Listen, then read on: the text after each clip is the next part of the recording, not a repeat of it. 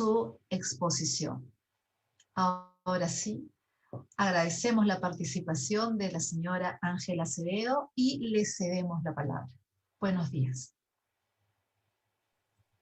Buenos días a todos, a todos y a todas. Muchísimas gracias por la presentación y por la invitación a este ciclo de conferencias. Ok.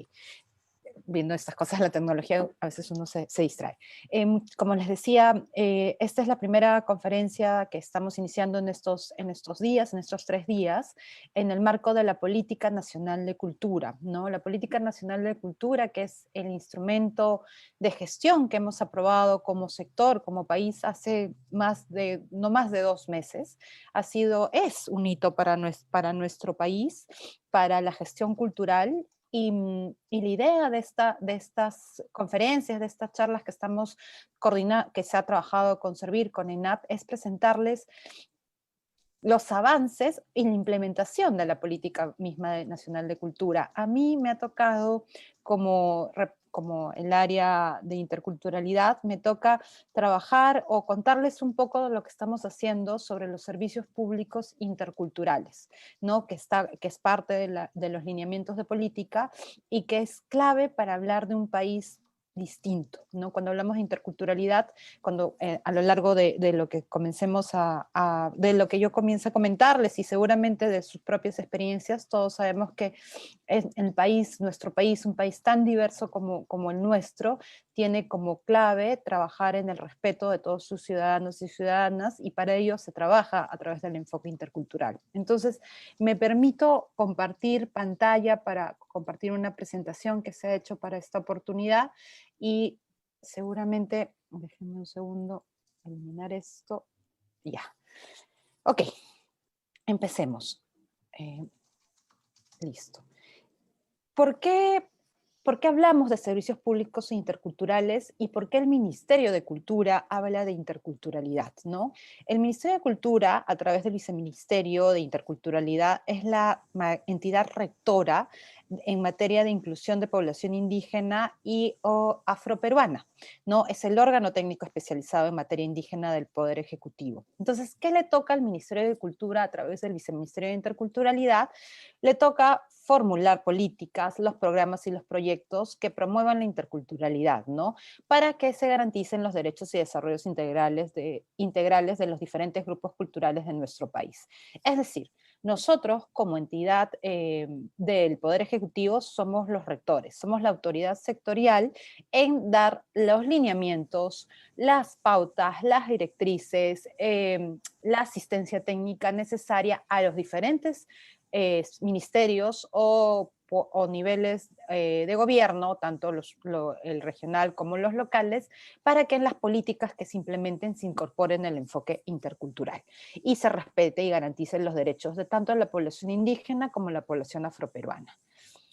Pero ¿por qué hablamos de interculturalidad? ¿O cuál es el núcleo, ¿no? ¿A qué nos referimos? Creo que todos coincidimos que nuestro país es un país diverso. ¿Y por qué decimos que nuestro país es diverso?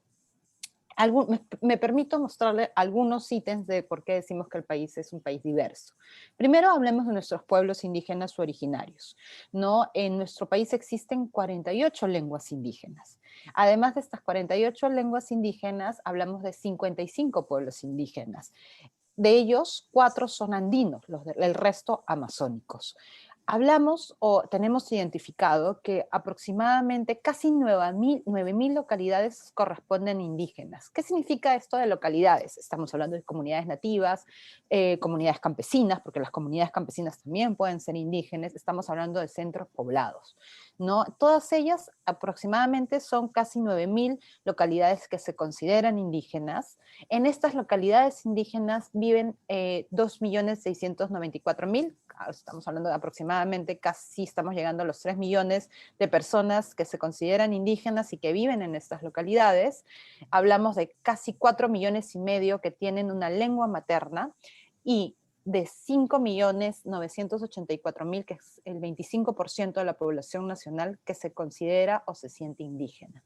Yo acá tendría que hacer además una nota indicando que esta cifra de las personas que se sienten o consideran indígenas la podemos tener recién a partir del censo 2017, en donde se incorporó la pregunta de autoidentificación étnica, ¿no? Esa pregunta que nos hicieron a todos, en donde teníamos que responder si nos sentíamos o consideramos, de acuerdo a nuestras herencias, a nuestro pasado, indígena o no.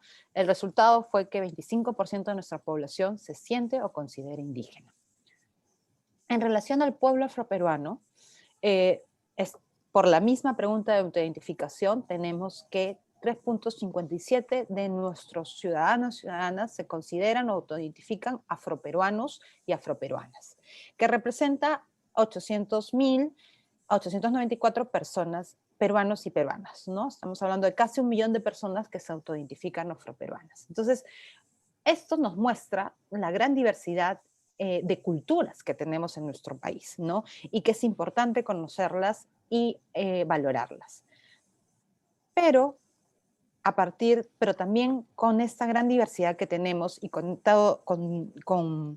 la información que tenemos, también es importante que conozcamos ciertas cifras en relación a discriminación étnico-racial, ¿no? El Ministerio de Cultura en el 2018 elaboró una encuesta relacionada a la discriminación étnico-racial. Los resultados de la encuesta son bien importantes de conocer, ¿no? Tenemos que, por ejemplo, 59% de los peruanos percibe que la población quechua y aymara es discriminada por su forma de hablar o de vestir, ¿no? El 57% también percibe que los pueblos indígenas de la Amazonía son discriminados por su forma de hablar o de vestir. Y el 60% percibe, ¿no? Identifica que la población afroperuana es discriminada o muy discriminada por su color de piel, por sus rasgos faciales o físicos. Entonces, y en los lugares donde más se da esta discriminación son los donde se prestan los siguientes servicios: el 22% en hospitales o postas médicas, el 19% en las comisarías, el 14% en las municipalidades, el 12% en los centros laborales y el 11% en los colegios públicos, ¿no? Y además, sumada a esta discriminación existente que se demuestra y que se hace evidente en esta encuesta, tenemos una situación de brechas en la prestación de los servicios públicos para la población que habla la lengua indígena. Las brechas de la Amazonía y la zona andina. Las brechas no son más que las desigualdades que existen, ¿no? Por ejemplo, en la Amazonía tenemos que 81.5% no cuenta con agua potable. En el Ande es 30%. En la zona amazónica estamos hablando que 93% no cuenta con desagüe dentro del hogar. En el Ande estamos hablando de 50%. El 17% en la Amazonía no sabe leer ni escribir, el 16% en el Ande no sabe leer ni escribir, y el 71% en la Amazonía no cuenta con alumbrado público, y en el Ande el 19.5%. ¿Qué es lo primero que quería reflexionar con ustedes? Es lo siguiente, ¿no? Tenemos que nuestro país es un país diverso y nos enorgullecemos y siempre señalamos que esta diversidad nos une y que es un valor que hay que cuidar, garantizar, y obviamente nos enorgullece. Pero cuando vamos a ver las cifras, también muchas veces esta diversidad tiene, más que tiene, se puede mostrar las cifras y la evidencia que existe una discriminación muy fuerte hacia la población indígena, tanto de la zona andina como de la zona amazónica, como a la población afroperuana, ¿no? A pesar de enorgullecernos en la diversidad con la que contamos, con la que vivimos, todavía se mantienen prácticas discriminatorias, ¿no? Y si esas prácticas discriminatorias se hacen más evidente en la prestación de servicios públicos, tal como hemos podido revisar en las cifras presentadas, ¿no? Y además, si a eso le sumamos las brechas o la deuda histórica que tenemos con la población indígena, y en especial de la Amazonía, ¿no? Por ejemplo, es bien importante mencionarles, o ustedes conocen, lo que se ha vivido en el marco de la pandemia, en el marco de este virus que es el coronavirus, ¿no? Se hizo evidente esta situación de especial vulneración que tienen las zonas rurales, la población en zonas rurales, y por ende la población indígena que vive en zonas rurales, ¿no? Unos servicios públicos que, si bien que no llegan, que muchas veces no están llegando, pero eso hay que sumarle que muchas veces llegan mal. Y a eso me refiero, Y con eso estamos teniendo un grave problema en el ejercicio pleno de la ciudadanía, en el marco de un Estado intercultural. Esta diversidad nos hace que seamos un país diverso, un país intercultural, pero lo que tenemos que hacer ahora es hacer el tránsito, ¿no? Reconocer nuestra diversidad, valorar nuestra diversidad y asegurarnos que se ejerza en igualdad de derechos e en igualdad de condiciones, ¿no? Para tener una sociedad distinta y sin discriminación. Este es nuestro marco general, ¿no? A esto estamos apuntando. Ahora, la Política Nacional de Cultura. A partir de este diagnóstico que les he presentado muy brevemente, la Política Nacional de Cultura identifica como el problema público principal el limitado ejercicio de los derechos culturales de la población y plantea como una causa directa a este limitado ejercicio de los derechos culturales de la población a la escasa valoración de la diversidad cultural, ¿no? Es muy importante, no están en las cifras que he mostrado, pero una de las preguntas de la encuesta decía si se valora o no la diversidad, y decía, sí, todos valoramos la diversidad, y el porcentaje era elevado, pero también identificaban que la diversidad podría ser un problema, ¿no? Y ahí se engancha con el tema de discriminación, ¿no? Entonces, a pesar de ser un país diverso, aún no reconocemos y valoramos positivamente nuestra diversidad cultural, ¿no? Entonces, en ese sentido, a partir del diagnóstico y la identificación del problema, la política plantea como un objetivo prioritario el fortalecer la valoración de la diversidad cultural, ¿ya? Para todos los peruanos, fortalecerla, trabajarla y ejercerla, ¿no? Y para ello plantean entre sus tres principales lineamientos, plantean los siguientes: el generar estrategias para fortalecer la identidad cultural, cómo esta identidad cultural la valoramos positivamente, cómo la defendemos, cómo nos sentimos orgullosos de ella, ¿no? Y en ese sentido van la discusión, ¿no?, la elaboración de las estrategias. El segundo está asociado o determina el desarrollo de mecanismos para la atención, prevención y sanción del racismo y la discriminación étnico-racial.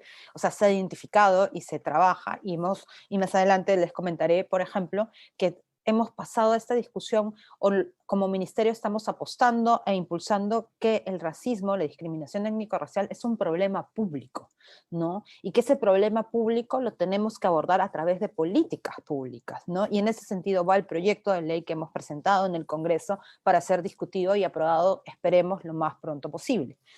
Y el tercer lineamiento está enfatizado en desarrollar estrategias para la incorporación de la pertinencia cultural en los servicios públicos. ¿Por qué? ¿Por qué este último? Porque como ustedes han podido ver en el diagnóstico, uno de los principales problemas que tenemos y que se identifica es que la población se siente discriminada cuando va a recibir o a ejercer sus derechos en la prestación de servicios públicos.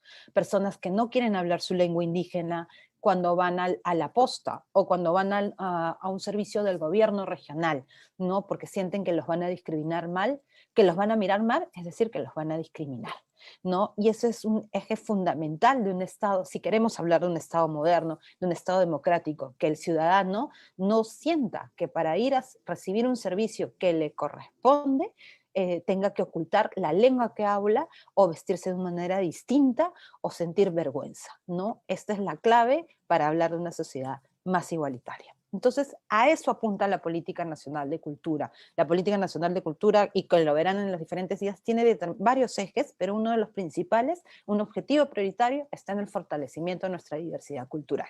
Y entre sus lineamientos, el fortalecimiento de la identidad cultural, el desarrollo de mecanismos para luchar contra el racismo y el desarrollo de estrategias para incorporar la pertinencia cultural en la prestación de servicios públicos, ¿no? Y como les estaba diciendo, en el marco del Objetivo Prioritario 1, la Política Nacional de Cultura y sus lineamientos se han priorizado acciones a orientar la implementación de servicios públicos, ¿no? El contexto de la emergencia sanitaria lo ha hecho evidente, y para ello se busca optimizar las condiciones y consolidar el marco institucional. Entonces, esos son los objetivos que nos hemos planteado como gestión: el consolidar, el trabajar de manera articulada en relación a la prestación de los servicios públicos interculturales, el optimizar y consolidar el marco institucional vigente. Para ahí apuntamos, y ese es el marco o la ruta que nos marca la Política Nacional de Cultura. Entonces, me gustaría, a partir de la presentación que nos han pedido, hacer el énfasis en los servicios públicos interculturales, ¿no? Y lo primero que, justo, ya está. ¿Qué hablamos cuando son de servicios públicos interculturales? ¿O qué es lo que queremos, a dónde apuntamos, ¿no? Nosotros, como lo decía al inicio de la presentación, somos la entidad rectora. O sea, nosotros prestamos ciertos servicios, pero por ejemplo no prestamos el servicio de salud o el servicio de educación. Pero ¿qué nos toca a nosotros? Asegurar las condiciones ya para que estos servicios públicos, la educación, la prestación de los servicios de salud en sus diferentes modalidades, tengan y cuenten con un enfoque intercultural, ¿no?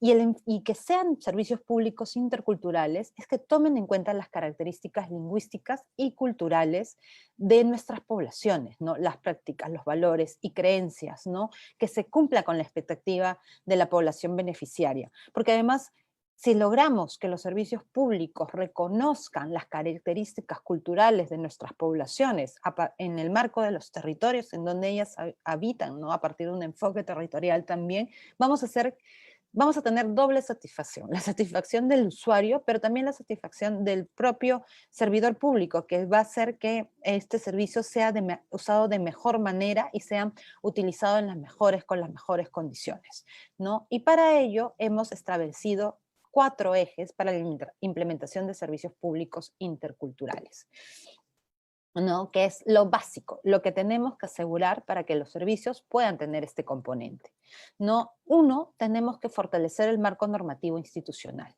¿no? Generar las herramientas de gestión, las normas necesarias para que los sectores y los gobiernos subnacionales puedan aplicar y puedan desarrollar sus servicios públicos de manera intercultural. Lo segundo es que para nosotros como sector, y está en el marco de nuestro rol, lo que tenemos que hacer es brindar todas las herramientas, todo el conocimiento necesario para que los sectores o los gobiernos subnacionales puedan implementar sus servicios públicos de esta manera. O sea, brindar la información, generar conocimiento y generar evidencia, ¿no? El tercero está, obviamente, generamos el marco institucional, fortalecemos y generamos marco institucional, generamos información ad hoc para los servicios públicos interculturales, pero tenemos que fortalecer y generar recursos y competencias interculturales en los servidores públicos, ¿no? Porque todos los servidores tienen que fortalecer esas capacidades porque les va a tocar prestar el servicio público. Entonces, ese es otro de los ejes que trabajamos como sector y que nos marca la Política Nacional de Cultura. Y finalmente, tenemos que trabajar con los sectores en el diseño de servicios innovadores, ¿no? Hace un par de semanas me tocaba a mí estar en la presentación de Concitec sobre innovación, sobre prácticas e innovación, ¿no? En el marco de la pandemia, y todos en la mesa discutíamos que la innovación era básica para la prestación de servicios públicos, ¿no? Pero si hablamos de prestación de servicios públicos interculturales, por ejemplo, en zonas indígenas como la Amazonía, esto no es una opción, es una necesidad, ¿no? Porque muchas veces, y ustedes que son servidores públicos, saben que en la Amazonía no funciona lo que puede funcionar en zona andina y viceversa. Entonces tenemos que innovar en la prestación de los servicios y reconocer las diferencias que tenemos como sociedades. Entonces, para entrar al primer punto, en el fortalecimiento del marco normativo e institucional, ¿no? ¿Qué estamos haciendo nosotros como ministerio? El primero que tendríamos que señalar está relacionado a la actualización de la Política Nacional de Lenguas Originarias, Tradición Oral e Interculturalidad, ¿no? La Política Nacional de Lenguas se aprobó en el 2017, en ese proceso se hizo un proceso netamente participativo, innovador en su momento, trabajando con organizaciones indígenas, con hablantes de diversas lenguas, con los sectores, para generar esta Política Nacional de Lenguas Originarias. Fue un hito en su momento, a nivel comparado en otros países, no tenían esta política y hemos tenido que muchas veces contar cómo ha sido la experiencia y ver cómo ha estado funcionando. Pero ahora, obviamente, en el marco de las nuevas directivas que ha dado el CEPLAN, se tenemos como meta actualizar la Política Nacional de Lenguas para establecer claramente los objetivos, los lineamientos y los servicios, ¿no? Para garantizar el ejercicio de los derechos lingüísticos de nuestros hablantes de lengua. Esta política va a beneficiar, acuérdense que les mencioné, a más de 4 millones de hablantes de lenguas indígenas originarias, ¿no? Y que tiene uno de sus ejes fundamentales es que los servicios públicos se presten y se brinden en lenguas indígenas, ¿no? Y por eso nos va a trazar qué objetivos tenemos que hacer y cuáles son los lineamientos y servicios que se van a prestar en este marco. Pero también estamos trabajando en pared la estrategia para la gestión intercultural de los servicios públicos, ¿no? Como parte de la Política Nacional de Cultura, en el marco del Objetivo 1 y el lineamiento 1 que se establece, tenemos que trabajar la estrategia para gestión intercultural de los servicios públicos, es decir, dar todas las pautas, orientar cómo deben ser los servicios públicos para que sean interculturales. No solamente decir, tienen que ser interculturales, sino el cómo, ¿no? Que es tan importante para nosotros que somos gestores públicos, que nos den orientaciones, que nos den pautas para prestar de esta manera de mejor calidad los servicios, ¿no? Entonces, eso es nuestra meta en el marco de la Política Nacional de Cultura para este año, para esta gestión, el fortalecimiento del marco normativo institucional, para que además sirva a los ciudadanos y a los servidores públicos. La Política Nacional de Lenguas Indígenas y la estrategia para la gestión de servicios públicos interculturales. En el segundo eje, que es el de gestión de conocimiento, que nos toca a nosotros como ministerio dar toda la información, generar el conocimiento, generar la evidencia para que se puedan prestar servicios públicos interculturales, tenemos tres ejes claves, tres áreas importantes de mencionar. El mapa etnolingüístico, los servicios de información sobre pueblos indígenas, ¿no? El fortalecimiento de los servicios de información sobre pueblos indígenas y los estudios sobre discriminación étnico y racial, ¿no? En relación a la gestión del mapa etnolingüístico, el Ministerio de Cultura ya van a ser 3 meses, a través de un decreto legislativo, es el responsable de elaborar, oficializar y actualizar periódicamente el mapa etnolingüístico. ¿Qué es lo que te va a brindar el mapa etnolingüístico? Como ustedes saben, hay una obligación de prestar servicios públicos en lenguas indígenas en aquellos distritos, provincias, departamentos donde la lengua sea mayoritaria, donde una lengua sea mayoritaria, ¿no? Y esto es lo que te permite el mapa. El mapa, a partir de la información oficial del INEI y a partir de una metodología que se ha trabajado con el Ministerio de Educación y con el INEI, te permite cruzar la información existente y determinar aquellas zonas de predominancia de una lengua indígena, ¿no? Los resultados del censo fueron bastante significativos. Por ejemplo, aquí abajo, creo que sí lo pueden ver si muevo mi cursor, pueden identificar las regiones con mayores hablantes de lenguas indígenas. Estas son quechuas, ¿no? Estamos hablando de Apurímac 70%, Puno casi 70%, Huancavelica 65%, Ayacucho 62%, Cusco 55%, ¿no? Que son regiones donde la predominancia de la lengua es muy fuerte, ¿no? Y en esas regiones tenemos que trabajar para brindar los servicios públicos en esas lenguas indígenas, y eso es lo que te va a permitir el mapa etnolingüístico. Nosotros estamos oficializando esta información, hemos planificado para que sea el mes de noviembre, y que será de acceso a todos, y será presentada también para su conocimiento y para aquellos que tengan también mayor interés para ver el detalle de la metodología que se ha usado. Por otro lado, nosotros tenemos lo que es la base de datos de consulta previa, ¿no? Y lo que se está buscando a partir de la Política Nacional de Cultura es fortalecer los servicios de información sobre pueblos indígenas, fortalecer la base de datos, ¿no? Una de las cosas que estamos trabajando es de una vez tener la información actualizada de aquellos distritos con mayor concentración de población indígena, porque eso es clave para los gestores. Una de las cosas que discutíamos, por ejemplo, cuando se estaba armando los PPOR de violencia y desarrollo infantil temprano, es la necesidad de saber dónde está esa población indígena, ¿no? No solo a nivel de comunidad y de localidad, sino saber cuáles son los distritos de mayor concentración, porque eso te marca un derrotero distinto en la prestación de tu servicio. Y estamos trabajando por eso un listado de distritos con mayor concentración de población indígena, que será una herramienta orientadora para los decidores, ¿no? Pero además también estamos viendo cómo actualizar la información de la base de datos en campo. Para ello hemos recibido un financiamiento especial para poder contar con información de campo actual de las localidades indígenas, para poder también prestar esta información a los diferentes sectores, ¿no? Y que sea de uso para las decisiones que se tienen que tomar y para las políticas que se tienen que implementar. Y por último, tenemos toda nuestra área de estudios sobre discriminación étnico-racial. Yo les mencioné en la parte de diagnóstico la encuesta nacional de percepciones y actitudes sobre diversidad cultural, ¿no? Que fue realizada en el 2018, y estamos trabajando 3 estudios específicos, uno sobre comisaría, universidades y municipalidades en relación a las prácticas discriminatorias que se pueden dar en estos espacios públicos.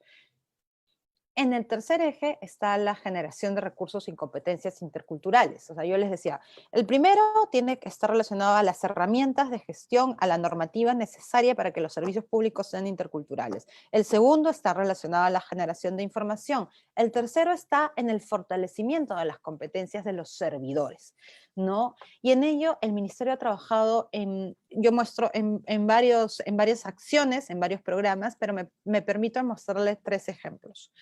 El primero está relacionado a los traductores y intérpretes en lenguas indígenas, ¿no? Tenemos a la fecha 524 traductores e intérpretes en más de 30 lenguas indígenas, y estos son traductores e intérpretes oficiales, ¿no? Para ello tenemos una plataforma virtual, el Registro Nacional de Intérpretes y Traductores, en donde se pueden contactar con los intérpretes, se pueden identificar la lengua que se está usando para que puedan prestar los servicios que se soliciten, ¿no? Es clave el trabajo de los intérpretes y traductores en procesos judiciales, en diferentes servicios que vienen prestando los gobiernos locales, los sectores. Eso hace que la ciudadanía sienta que se le escucha y sienta que se está reconociendo también sus conocimientos. Pero no solo tenemos traductores e intérpretes, tenemos a servidores públicos certificados en competencias bilingües, ¿no? Y eso voy a entrar a detalle en las siguientes diapositivas, que eso partió también de la experiencia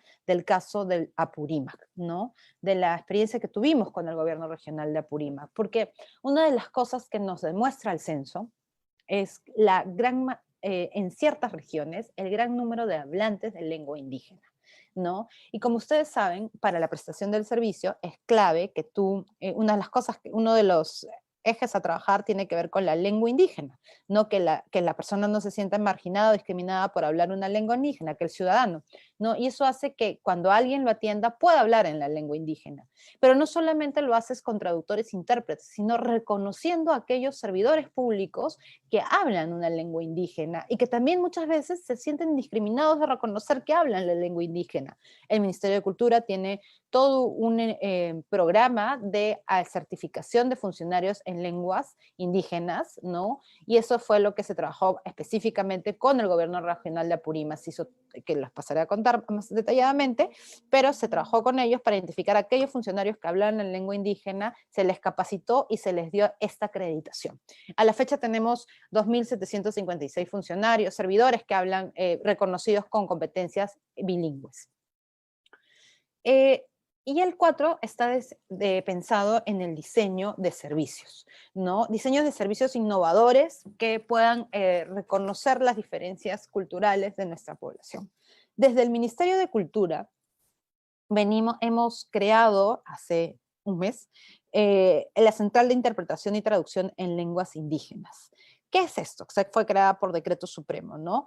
Es para brindar servicios de traducción e interpretación, ¿no? Esta central va a facilitar la comunicación entre servidores públicos y hablantes de lenguas indígenas para garantizar el acceso de la población a los servicios del Estado. Va a atender en 6 lenguas indígenas, en el quechua y sus variedades, aymara, chipibo, conibo, ayánica, aguajún y ticuna.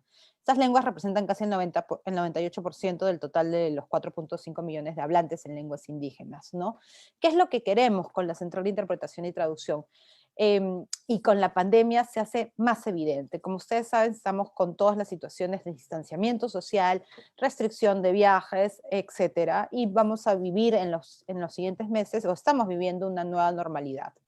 eso hace que y por eso se implementa este servicio de esta central, porque tendríamos aquí en el equipo en Lima un equipo de planta que esté atento a las coordinaciones con los sectores y cuando vaya una persona, un ciudadano que habla una lengua indígena, pueda ayudarlos a traducir, a interpretar vía en vivo, ¿no? En remoto, pero en vivo, ¿no? Y eso hará que obviamente el servicio público denote otras características o cumpla con llegar al ciudadano de manera directa.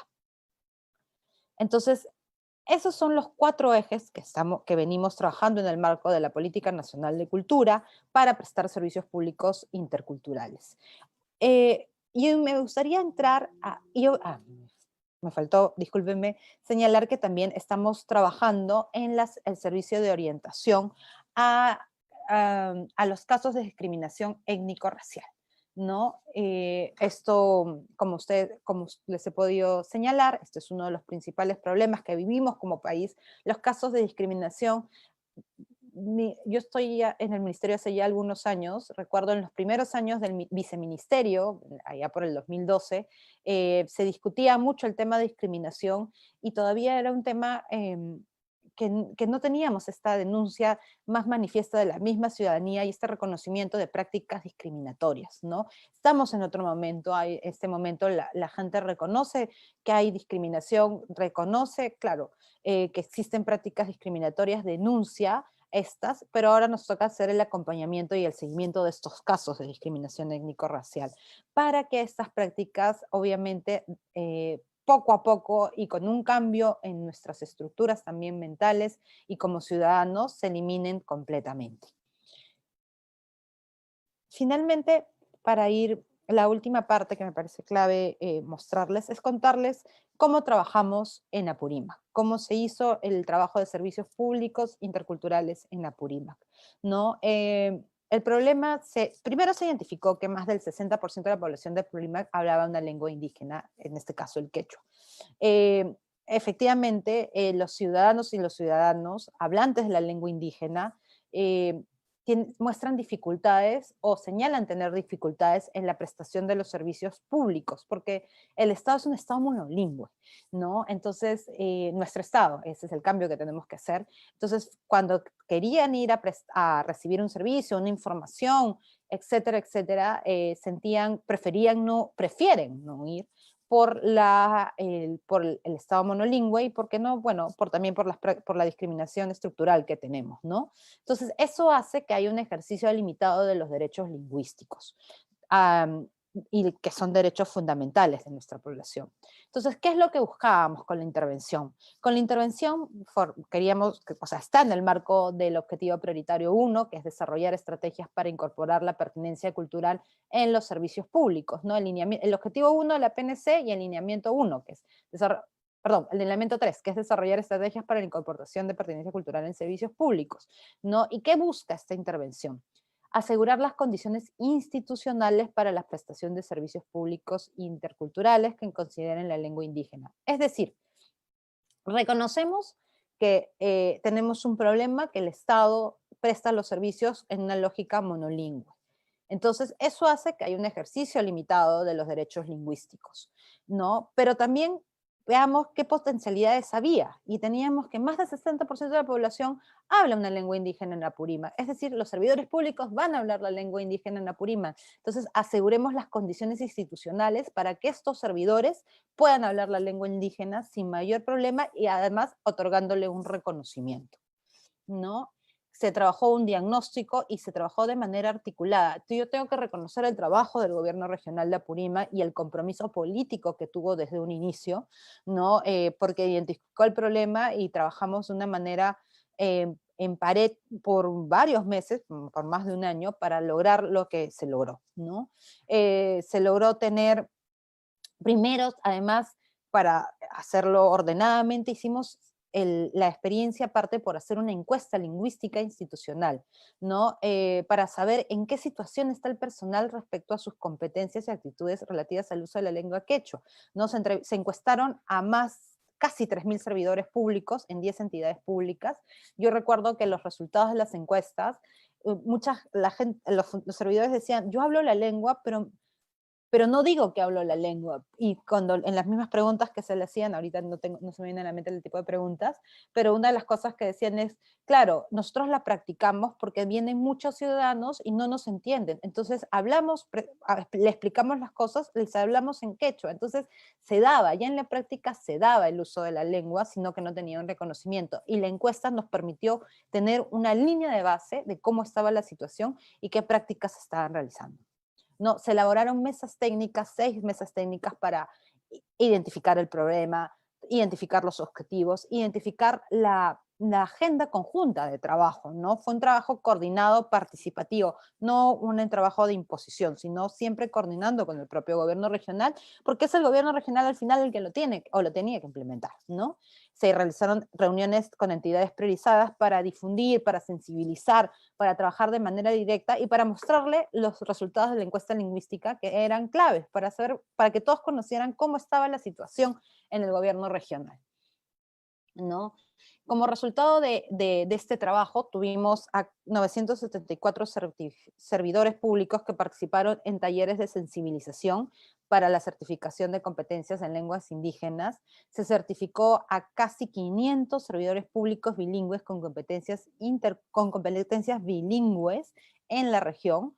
No se certificó además hasta el propio gobernador regional de ese momento, ¿no? Que era un hablante de quechua, que él mismo decía, esto es clave para mi región, para acercarnos al ciudadano y prestar los servicios de manera distinta, ¿no? Y eso se logró con el propio gobierno regional. Se fortalecieron se capacitaron a 10 y registraron a 10 traductores, intérpretes nuevos que viven en Apurímac, que manejan el quechua apurimeño, ¿no? Y que están también prestando servicios en esas zonas. Y estamos ahorita en capacitación de lectoescritura quechua a los servidores bilingües certificados. O sea, de esos que se identificaron, ahora estamos fortaleciendo sus capacidades, haciendo el seguimiento y el acompañamiento para que no las pierdan y para que sigan con su reconocimiento. Y un tema acá está. Un tema, además, se trabajó en el diseño institucional. 2 entidades públicas han trabajado con la implementación de señalética y ventanilla multilingüe. Todo el gobierno regional de Apurímac y el Poder Judicial, ¿no? Que es clave en la generación de condiciones para prestar el servicio público en lenguas indígenas, y trabajamos una propuesta de glosario para el gobierno regional para que todas sus entidades conocieran palabras básicas en quechua a aquellas personas que no las conocían. Y además, ahorita lo que estamos trabajando con el gobierno regional de Apurímac, el gobierno regional de Apurímac está en la elaboración de 2 proyectos de inversión pública que buscan fortalecer los servicios que se presten servicios públicos en lengua indígena, ¿no? El gobierno regional, estamos en plena elaboración de los estudios, y desde el gobierno, desde el Ministerio de Cultura, acompañando al gobierno regional, el Ministerio ha tenido problemas porque este año ha sido un poco complicado en los acompañamientos, pero justo ya estamos retomando esta coordinación con el gobierno regional para que ellos puedan aprobar 2 proyectos de inversión pública que su objetivo es que se presten los servicios en interculturales y en lenguas indígenas, ¿no? Entonces, ya para cerrar, para nosotros, como ministerio, creo que como país tenemos que ser conscientes de nuestra diversidad cultural. Y que esta diversidad cultural, si bien si bien es valiosa, es importante, tenemos que reconocerla, pero también tenemos que trabajar con ella, ¿no? Trabajar, y es un reto para la prestación de los servicios públicos, ¿no? Es un reto porque son nuestros ciudadanos y ciudadanas los que merecen que se presten servicios públicos en su lengua, respetando su cultura, ¿no? Porque es un derecho, pero también no solo es un derecho, también veámoslo como algo útil, ¿no? Todos nosotros que prestamos servicios públicos en zonas donde indígenas, amazónicas, andinas, sabemos que muchas veces cuando se trata de mover un modelo que puede funcionar bien en una zona de costa, no necesariamente va a pasar en zona amazónica o en zona andina. Y eso tiene que ver con el enfoque intercultural, con el respeto a nuestras diferencias y con asegurarnos que estas diferencias sean incorporadas en las políticas públicas y reconozcamos a estas. Solo así vamos a lograr un país distinto, ¿no? Un país más igualitario y con igualdad de oportunidades para todos y todas. Entonces, muchísimas gracias y atenta a sus preguntas. Muchas gracias, señora viceministra. Efectivamente, estamos recibiendo muchas preguntas y así que vamos a dar inicio con ellas. La primera nos dice, ¿existe algunas iniciativas de parte del Ministerio de Cultura de proponer cursos de idiomas nativos entre los servidores civiles? En países como Bolivia, fue una política de Estado que los servidores civiles cursen un programa de quechua y aymara para poder postular al Estado. Sí, a ver, lo primero es que hablemos de lenguas indígenas o lenguas originarias, no de nativas, sino son las poblaciones indígenas, originarias, las lenguas son indígenas o originarias, y eso es, y hablamos de 48 lenguas indígenas. Sí, estamos evaluando, digamos, una de las cosas que me parece clave mencionar, y lo mencionaba en la presentación, es que para la prestación de servicios públicos, en general, y especialmente en relación a pueblos indígenas y pueblos afroperuanos, a la interculturalidad en sí, tenemos que ser innovadores, ¿no? Entonces, las primeras estrategias que hemos desarrollado como ministerio estaba pensada en el curso en la identificación y registro de traductores e intérpretes, en la acreditación de aquellos funcionarios que hablan la lengua indígena, que es la certificación de funcionarios que hablan lenguas indígenas, su acreditación, y de hecho estamos evaluando el tema de capacitación para el conocimiento o uso de lenguas. Una lengua definitivamente no se aprende de la noche a la mañana, pero sí estamos viendo cómo poder hacer o fortalecer aquellas capacidades de los que manejan un poco y aquellos de que no manejan tener como un glosario básico, ¿no? Uno de los puntos, una de las innovaciones que hemos hecho, que no las hemos presentado en esta presentación, es por ejemplo en el trabajo de la PIAS. Ustedes saben, conocen la PIAS, que son estas embarcaciones que van por la Amazonía y en la zona andina, en el lago Titicaca, prestando servicios públicos. Muchos de los funcionarios en zona amazónica que iban en la PIA, además la diversidad de lenguas que tenemos en la Amazonía, hacía que efectivamente, a pesar de que van con facilitadores interculturales y con traductores e intérpretes, a veces no se contaba con traductor e intérprete para ese viaje. Entonces hemos diseñado un aplicativo con la RENIEC, ¿no? La RENIEC tiene pauteados sus procesos, ¿no? Entonces, para cada proceso ya sabe cuáles son las preguntas y cuáles son las respuestas. Entonces, con este aplicativo se hace la traducción no en línea, sino ya determinada. Entonces, sí es un tema que tenemos que evaluar cómo sería esta capacitación para que los funcionarios puedan tener un conocimiento de alguna lengua indígena o algo básico, ¿no? Muchas gracias. Otra pregunta es, ¿normativamente el Ministerio ha pensado en sancionar prácticas racistas entre servidores civiles? En los procedimientos administrativos.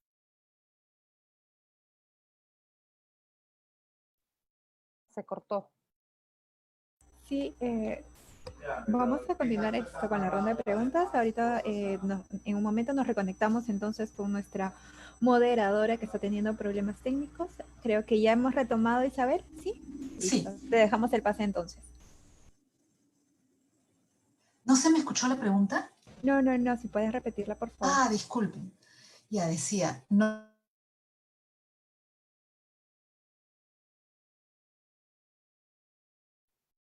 Se volvió a cortar.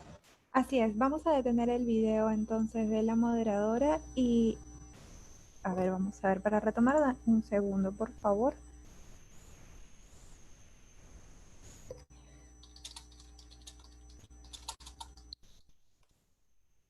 A ver, en lo que reconecta nuestra moderadora, vamos a hacer la pregunta que nos habían llegado desde la sección, desde el buzón de preguntas, a ver si por favor, a ver, ahora sí ya la tengo acá, nos dice, normativamente el Ministerio ha pensado en sancionar prácticas racistas entre servidores civiles.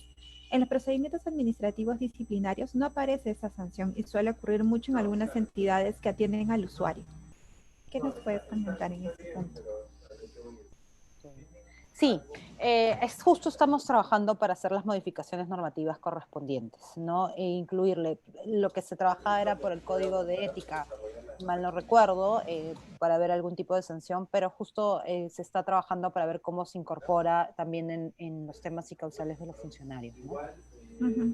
Ok, bien, tenemos más preguntas, entonces, señora Ángela, en lo que retomamos con nuestra moderadora. Sí, no hay problema.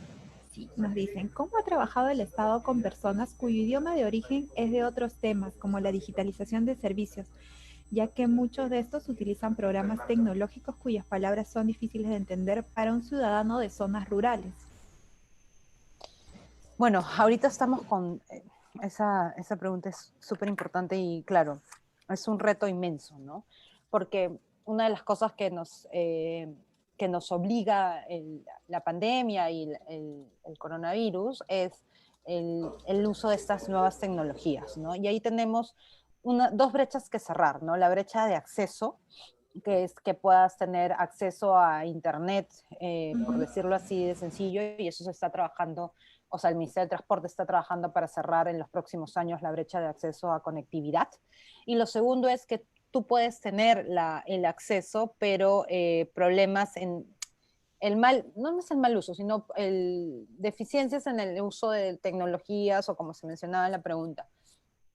Y de hecho, lo que estamos viendo tanto con el Ministerio de Educación y nosotros mismos, es que y por ejemplo, en la práctica tendríamos que todas las partes de información que se brindan, ¿no? Los procesos informativos que se dan, ahora muchas veces están ya dados por están en fase tecnológica, por decirlo de alguna manera. Entonces lo que se hace es previamente hacer una capacitación a los usuarios para que tengan un mejor uso de estas herramientas. No es suficiente, creemos que van a tener que incorporarse tanto para los colegios y para diferentes áreas este uso o esta, digamos, es práctica, ¿no?, de estas nuevas tecnologías, pero tenemos que trabajar de manera coordinada con los diferentes sectores para que se puedan dar de esta manera. Ok, muchas gracias por su respuesta. Entonces, nos siguen llegando preguntas. Dice, ¿ha coordinado el Ministerio de Cultura con las áreas de manejo de conflicto de las mineras? En estas áreas tienen datos muy importantes y manejan un sistema de negociación intercultural que podría aumentar la incidencia en estas zonas. Sí, nosotros coordinamos mucho con el Ministerio de Energía y Minas, ¿no? Y con las áreas de las propias empresas tenemos, o sea, siempre hay una relación abierta, un diálogo permanente en los casos que se den. Hay que recoger, creo que nos falta a nosotros como Estado, ¿no? No solo como ministerio en general, el recoger también aquellas prácticas que han funcionado desde los privados, ¿no? Hay que reconocer aquellas buenas prácticas, aquellas lecciones aprendidas. Hay que también ser bien sinceros en decir que en muchos casos son las empresas las que están en estas zonas han estado antes de alguna presencia estatal. Entonces, sí es verdad que, por ejemplo, nosotros para el tema de consulta previa, cuando se trabajó todo el tema de identificación de pueblos indígenas y una guía especializada para ello, se coordinó, se informó, se recogió información, se presentó a las propias empresas.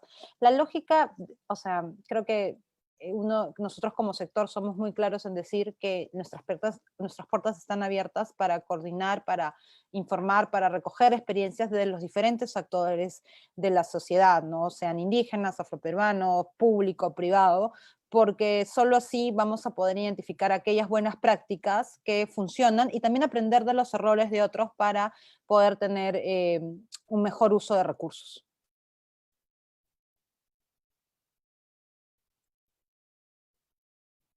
Uy. Sí, me escuchó.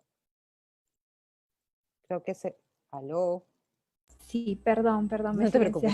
Se silenció mi micrófono un segundo. No te preocupes. Es importante respetar e inclusive fomentar las lenguas indígenas, pero no es también limitar su acceso al desarrollo en capacitación, como en universidades, dejadas al extranjero, en información científica. No, porque no es que, o sea, digamos, lo que se busca, hay que reconocer que hay un grupo cultural que su lengua materna no es la lengua, no aprende castellano, aprende una lengua indígena. Eso no significa que también conozca o se maneje en el castellano. Entonces, en realidad, como en otros países, de otras partes, que manejas tu lengua materna no es la predominante, pero tienes esta enseñanza inicial, básicas con la lengua materna, pero también el uso y el manejo de la lengua predominante, y te manejas en dos lenguas, ¿no? Para abrir las oportunidades de acceso a todo. Ok, muchas gracias entonces por tu respuesta. Vamos a seguir, les recordamos entonces a nuestros participantes que nos sigan haciendo llegar sus preguntas a través de la casilla de preguntas y respuestas para poderlas formular en esta ronda de preguntas a nuestra expositora. Nos preguntan, ¿los datos mencionados en la exposición son del último censo o tienen otra actualización? No, son del último censo. O sea, hay dos fuentes que usamos. El censo, ¿no? El del 2017, tanto para comunidades y el censo nacional, y está la encuesta nacional que se hizo desde el Ministerio de Cultura, y también información que puedan darnos las ENAOS, ¿no? Que son las encuestas nacionales especiales de hogares, ¿no? Y se va cruzando esta información. Ok. Dice, todas las fuentes, proyectos, estrategias, políticas interculturales están sistematizados y procesados para la consulta y acceso de los ciudadanos. ¿Dónde está documentada los conocimientos culturales de los saberes transversales de las comunidades? Creo que son dos preguntas, Sí, pero... son dos preguntas en Sí. una. Han aprovechado este participante en hacernos dos preguntas. Sí, a ver, hay muchas de las investigaciones o sistematizaciones sobre las experiencias del ministerio en lo que he mencionado, y también de otras partes. Está en el CRI, que es un centro de recursos interculturales que tenemos, y que más adelante me permitiría pasarles el link para que puedan revisarlo y acceder, ¿no? Y lo segundo es, efectivamente, nuestra herencia cultural es grandísima, ¿no? Entonces, efectivamente existen diferentes estudios, diversos estudios acerca de las prácticas culturales, de los conocimientos tradicionales que tienen nuestras poblaciones, pero seguramente no lo tenemos, no está todo, ¿no? Eso tiene que ser constante, tiene que generarse investigación permanentemente. Muchos de los estudios los pueden encontrar en el CRI, ¿no?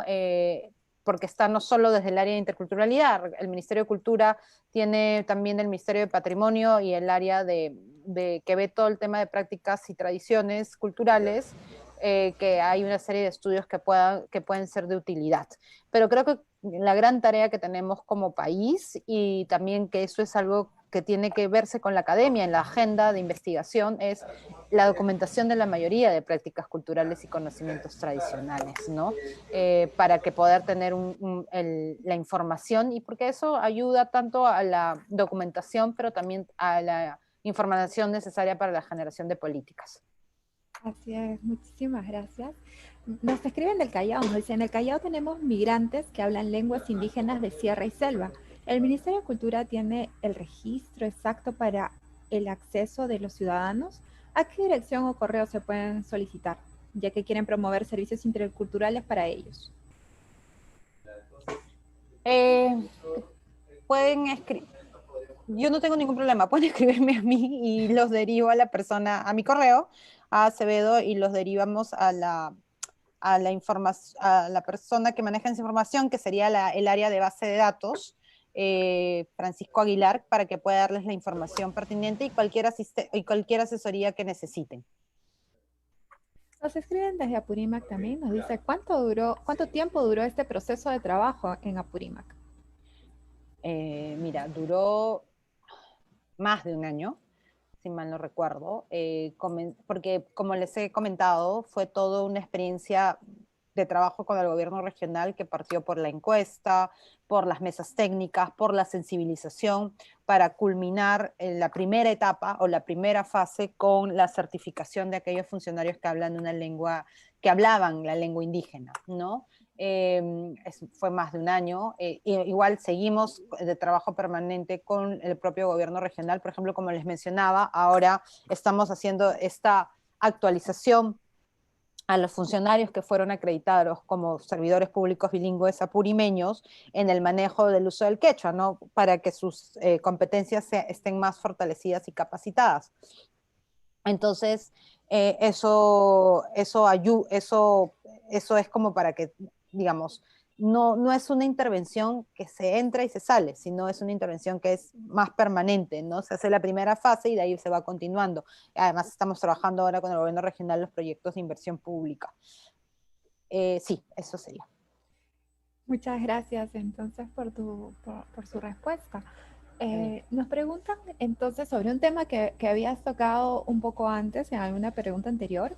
¿Cuáles son los requisitos para certificarse entonces como servidor público bilingüe?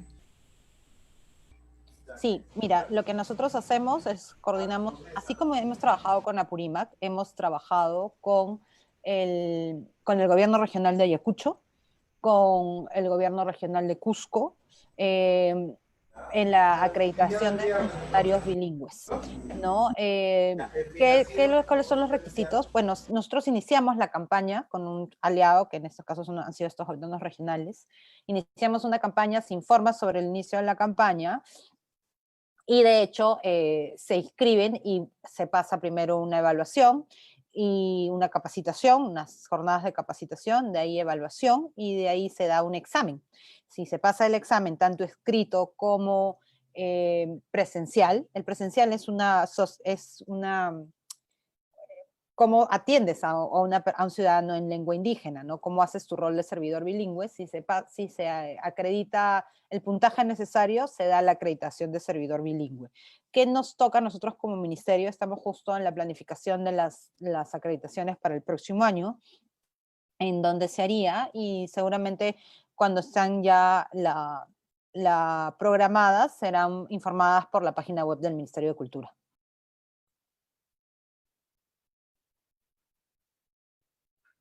Perdón.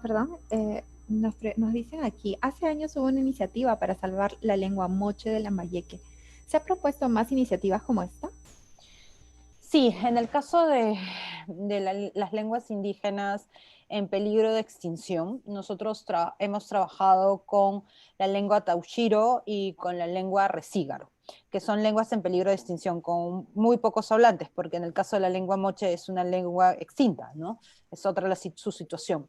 Y trabajamos toda una metodología para la recuperación de lenguas en peligro de extinción. En realidad, tenemos planificado presentar la guía y el instrumento de gestión que te determina cómo se recupera una lengua en peligro de extinción. Yo espero que para enero del próximo año, ya nos quedan muy pocos meses para acabar este año, en la meta era diciembre, pero estamos trabajando a full con las políticas, entonces para el próximo año en enero tendríamos esta guía que documenta cómo se recupera una lengua en peligro de extinción. Hemos trabajado taushiro y resígaro y tendríamos que programar la siguiente lengua para el próximo año.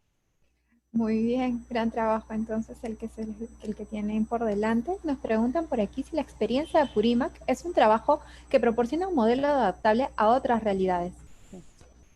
Sí, la experiencia de Apurímac, sí, eso es lo que tratamos de replicar en el caso de Ayacucho y en el caso de Cusco. En Ayacucho nos ha funcionado de mejor manera, en Cusco ha sido un poquito más complicado. Este año ha sido particularmente complicado en general, creo, para todos y para todas, pero estamos efectivamente a partir de la experiencia Apurímac, y es más, nosotros hace 2 años, ¿no? Cuando se acabó la primera fase de la experiencia Apurímac, se publicó una sistematización de cómo se había hecho este trabajo. Entonces lo ideal sería, y eso es a partir de lo que estamos viéndolo con los otros casos, con los otros gobiernos regionales, donde nos queda un pendiente es trabajar lo mismo para zona amazónica, donde todavía no hemos podido hacer estos trabajos de manera más articulada, ¿no? Y es que es una realidad distinta, ¿no? En zona andina el número de hablantes, y porque es una o dos lenguas, tu reto es distinto, tu realidad es distinta. En zona amazónica hablamos que son zonas con por lo menos 5 lenguas con un número de hablantes importante. Entonces ahí se tiene que hacer una entrada distinta. Ok, seguimos entonces con la ronda de preguntas. Nos han llegado gran cantidad de preguntas. Tenemos una que dice, ¿qué estrategias se tomaría desde el Ministerio para fomentar la educación cultural con relación a las lenguas indígenas u originarias? ¿Qué estrategia? Bueno, eso es, digamos, ahí es un trabajo muy de la mano con el Ministerio de Educación en relación a la educación intercultural bilingüe, ¿no? Que es, digamos, la primera punta de lanza, que es el fortalecimiento de la educación intercultural bilingüe, y el trabajo que viene haciendo el Ministerio de Educación en relación a este tema, ¿no?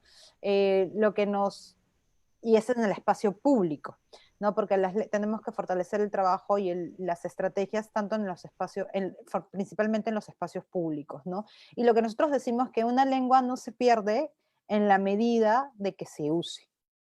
Y se usa en la medida en que no sientas vergüenza de ir a la posta y que te miren mal por usar una lengua indígena, o porque te miren mal porque te vistes de manera distinta, y que el funcionario o el servidor pueda usar, sepa o entienda, o tenga la posibilidad de llamar a la central de interpretación telefónica, a la CIT, y decirle, ha llegado un hablante de tal lengua, ayúdanos, ¿no?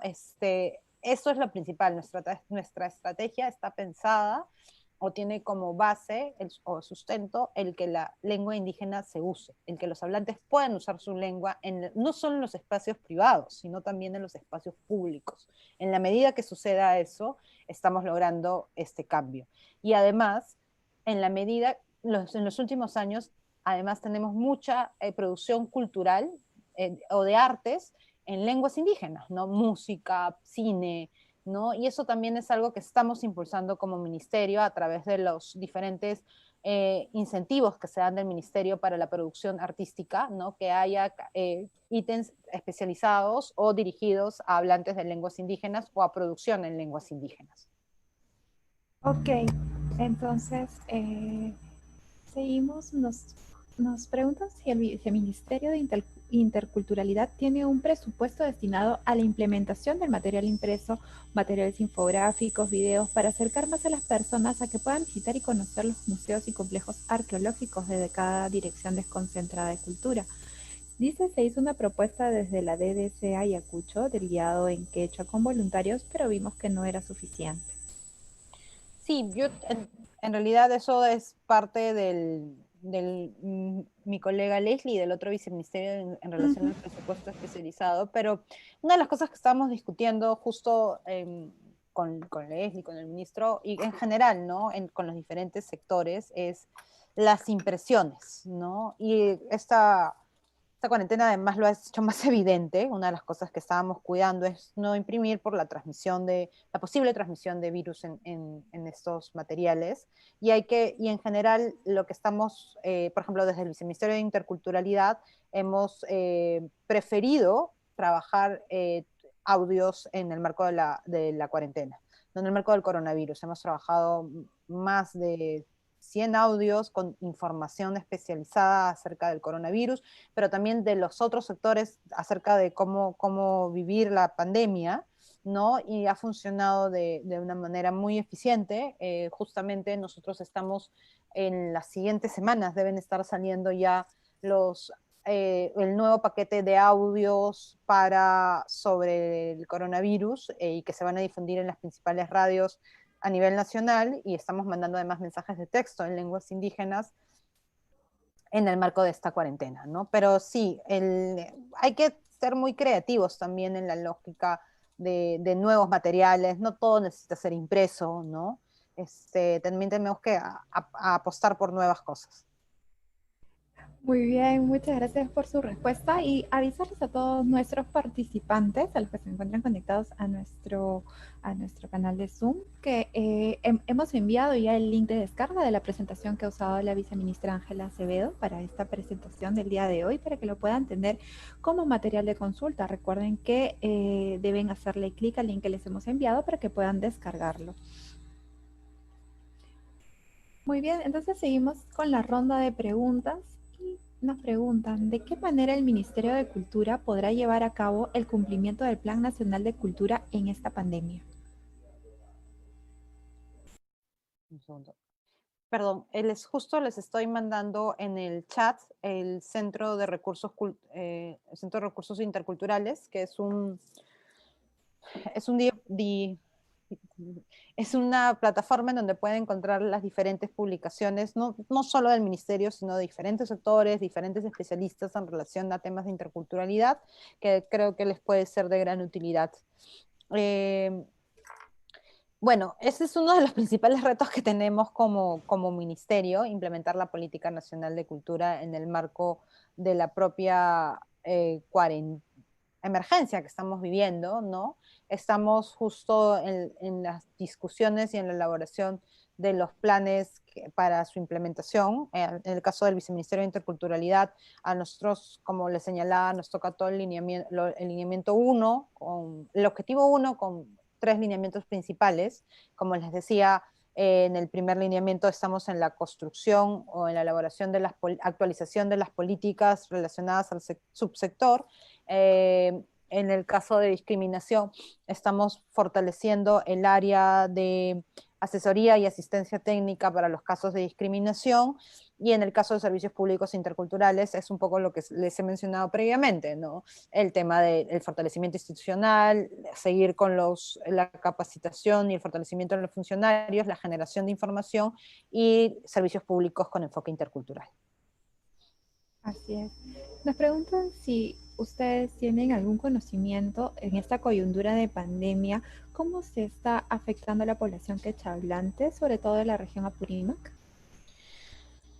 Bueno, lo cierto es que una de las primeras discusiones que se tuvo, una de las primeras, no, discusiones no, uno de los primeros temas claves que se dieron en el marco o que se tenía presente es que la población indígena, la población tanto amazónica como andina, tenía una situación de especial vulnerabilidad. Y la especial vulnerabilidad estaba relacionada a la ausencia de servicios públicos en zonas rurales con presencia de población indígena. Es decir, el sistema de salud en general en nuestro país, como lo hemos podido ver, eh, se ha identificado una serie de carencias y falencias, ¿no? Que no son de los últimos 5 años, sino son unas falencias estructurales, ¿no? Y eso ha sido muy complicado de manejar, es muy complicado de manejar. De hecho, ahora estamos en una situación distinta porque después de varios meses se ha aprendido de los errores, se está más preparado, pero al inicio era un poco era una situación mucho más complicada, ¿no? Si en general a nivel nacional teníamos esta situación del sistema de salud, por poner un ejemplo, en zona rural con presencia de población indígena, esto es más complicado porque, como ustedes saben, en zonas rurales la situación de pobreza es mayor, ¿no? Y el acceso a servicios públicos es más complicado, no solamente por poner un ejemplo en Amazonía, para llegar a alguna comunidad en Amazonía. En Loreto tienes como media 5 o 6 horas, ¿no? Y no con una buena conectividad. Entonces eso hacía que se evidenciara una situación de vulnerabilidad complicada en zonas de indígenas que viven en zonas rurales. De hecho, la primera ola muy fuerte fue en zona amazónica, ¿no? En Loreto, en Amazonas, en Ucayali, ¿no? Ya ahorita estamos en otra situación. Y bueno, ahora tenemos la situación en zona andina, ¿no? Una de las cosas que como ustedes saben, ha habido todo un tema sobre discusión de las cifras. Igual ya el Ministerio de Salud está produciendo la información y ha sincerado cifras y se ha podido incorporar la variable étnica, que es para saber un poco, no es para saber un poco, es para tener información actualizada de aquellas personas que tienen síntomas o fallecen y que se autoidentifican como indígenas, ¿no? Y en ese sentido estamos teniendo la información. Igual como país estamos estamos en un porcentaje elevado y que ha afectado a todos, ¿no? De hecho, las principales afectaciones son zonas urbanas por la cantidad de población, ¿no? Pero tenemos que hacer, y ahí sí hay que ponerlo en agenda, hacer estudios más especializados para ver cómo ha afectado en comunidades tanto nativas como campesinas, ¿no? Todavía no se han hecho, todavía hay que hacerlo más especializado. Estamos discutiendo con el propio Ministerio de Salud para tener información de este tipo. Muy bien, muchísimas gracias entonces por su amplia respuesta y les anunciamos también a nuestros participantes que en este momento les estamos enviando un link con los servicios complementarios de la escuela para que puedan tenerlo y bueno, puedan hacer sus consultas a través de ellos. Entonces, no se olviden de descargarlo, al igual que este link, el link de la presentación que hemos tenido antes de salir de nuestra plataforma. Ya estamos entrando entonces a nuestras últimas preguntas. Tenemos unas 5 últimas preguntas, de hecho nos han llegado gran cantidad, hemos tratado de responder la mayoría.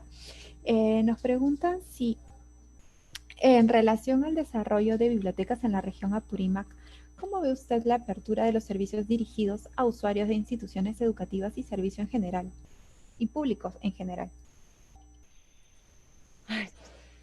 Bueno, es que ese es digamos, ese es un tema que tenemos que, y entiendo que van a tener una reunión con la misma, con UNESIO, para que les den, sí, que para que den mayor detalle. Pero esa es una gran apuesta que tenemos como sector, ¿no? El fortalecimiento de las bibliotecas y el sistema de bibliotecas, ¿no? Para que puedan cumplirlo con lo que señala la pregunta, ¿no? Es el acceso, ¿no? Y además, un acceso medianamente restringido por el tema, de nuevo por la emergencia sanitaria en la que estamos viviendo. De hecho, se han abierto ya varios de estos puntos y el tema de bibliotecas es algo clave que se tiene que trabajar. Yo preferiría no adelantar la opinión y me parece que es importante que también lo discutan con eso. Perfecto, así es, no adelantemos porque efectivamente tendremos una conferencia dirigida al tema de bibliotecas, así que los invitamos también para que puedan estar presentes. Ahora les damos las fechas al finalizar esta sesión. Nos preguntan si existe un registro de las poblaciones denominadas de contacto inicial o aún de las poblaciones no contactadas, como por ejemplo los Mashcopiros. Sí, en la base de datos de pueblos indígenas ustedes pueden encontrar información sobre los pueblos en situación de aislamiento o en situación de contacto inicial. Por ejemplo, nosotros a partir de los estudios especializados que se ha hecho en esa materia, calculamos que son 7.000 ciudadanos en situación de aislamiento, pero ese es calculamos porque no podemos hacer un censo por situación de extrema vulnerabilidad. Pero sí, la información sobre pueblos en aislamiento, las reservas, la población aproximada, podrían revisarlo en la base de datos. Ajá, así es.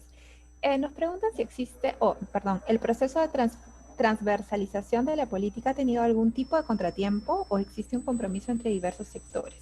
¿Las comunidades han sido incluidas para la articulación de esta propuesta? Sí, miren, la Política Nacional de Cultura ha demorado varios años en elaborarse y en aprobarse, digamos, desde el 2018, 2017, si mal no recuerdo. Sí, 2017 ha tenido una componente participativo y de recojo de información y talleres. Ha sido presentada también con organizaciones indígenas y con organizaciones afroperuanas. Y ahora lo que nos toca en la construcción es la Política Nacional para Pueblos Indígenas, ¿no? La Política Nacional de Cultura, su público objetivo es en general todos los ciudadanos y ciudadanas, ¿no? Pero en el caso de pueblos indígenas hablamos de población con derechos colectivos, o sea, derechos específicos, ¿no? Entonces justo estamos nosotros en la construcción de la Política Nacional de Cultura. Iniciamos a inicio de este año, se tuvo que parar la construcción de la política por la situación de emergencia. Estamos retomando la construcción de la política y esa es una política que va a pasar por un proceso de consulta previa que esperamos iniciar el próximo año, si Dios quiere, ¿no? Y así está planificado tanto para la actualización de la Política Nacional de Lenguas. Esperamos cerrar la parte más de gabinete en estos 2 meses que nos quedan, antes de acabar el año, y iniciar el proceso de consulta el próximo año. Muy bien, entonces ya nos encontramos en la última pregunta ya de esta sesión, de esta larga sesión de preguntas. Como te comento y les comento a todos nuestros participantes, hemos tratado de responder la mayoría de preguntas que nos han llegado a través de nuestra casilla de preguntas y respuestas. Esperamos haber podido completar o hacerlas todas de la manera más acertada. Esa es la última pregunta. Nos dicen, a nivel de gobiernos locales, ¿hay experiencias similares considerando la cantidad de municipalidades que existen? Y son el primer acercamiento al ciudadano de la gestión pública. Sí, mira, nosotros tratamos de trabajar en Selva Central, una experiencia similar a lo que hicimos en Apurímac, y los cambios de gobierno no permitieron, de municipalidades, y algunos cambios no permitieron seguir. Estamos aprovechando una coyuntura particular que es, por ejemplo, esta situación de, ahorita justo estamos con todos los alcaldes de Junín, como ustedes saben, perdón, cada ministro es responsable de una región, o es más que responsable, es el coordinador articulador de la región. En el caso de Junín es el Ministerio de Justicia, pero además tenemos reunión ahorita con los alcaldes y en la tarde con las organizaciones indígenas. Queremos aprovechar que están los alcaldes para poder implementar lo que se ha hecho o experiencias similares con municipalidades, porque totalmente de acuerdo, la municipalidad es el primer choque o el primer acercamiento directo entre la prestación del servicio público. Esperemos que se pueda concretar algo concreto y avanzar. Igual nosotros estamos dando una serie de lineamientos de trabajo para los gobiernos locales, ya si no se puede hacer en concreto, ya dar todo el marco normativo institucional para que los gobiernos locales lo puedan implementar. Muy bien, muchísimas gracias. Y queremos mencionarles a nuestros participantes que en este momento les hemos enviado un link con la encuesta de satisfacción de este evento. Por favor, les pediría a todos nuestros participantes que se encuentran conectados nos ayuden respondiendo a la encuesta, porque esto nos va a ayudar a mejorar todos nuestros procesos. Y por otro lado, Ángela, te pediría ya también tus palabras de cierre para este evento. Tus conclusiones, sí, porque ya estamos terminando.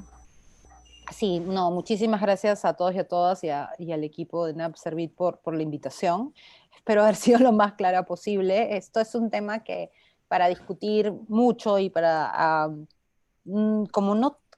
y reconocemos que no todo está dicho, no hay una receta para hacerlo, ¿no? Que muchas de las cosas las vamos, con la discusión, con la construcción colaborativa, son claves para su desarrollo, pero creo que el eje que nos manda y el eje que debe ser nuestra máxima o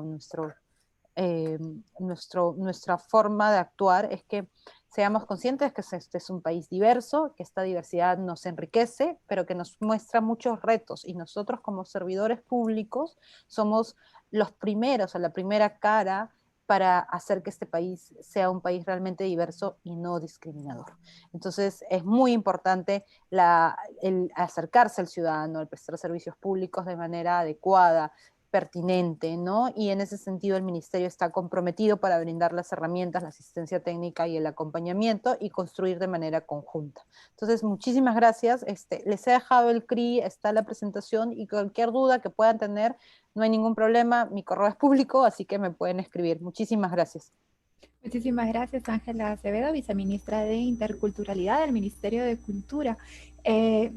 Ya cerrando esta sesión, les recordamos entonces que por la tarde también tenemos una conferencia, Buenas Prácticas en Bibliotecas Públicas, para los que tuvieron las consultas sobre el tema de bibliotecas. Por la tarde tendremos a Ezio Neira, que es jefe de la Biblioteca Nacional del Perú, así que los esperamos por la tarde y les agradecemos a todos los que se encuentran conectados desde acá, desde Zoom.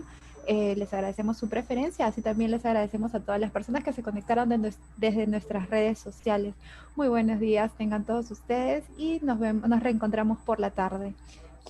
Muchas gracias, gracias a todos y a todas. Buena tarde.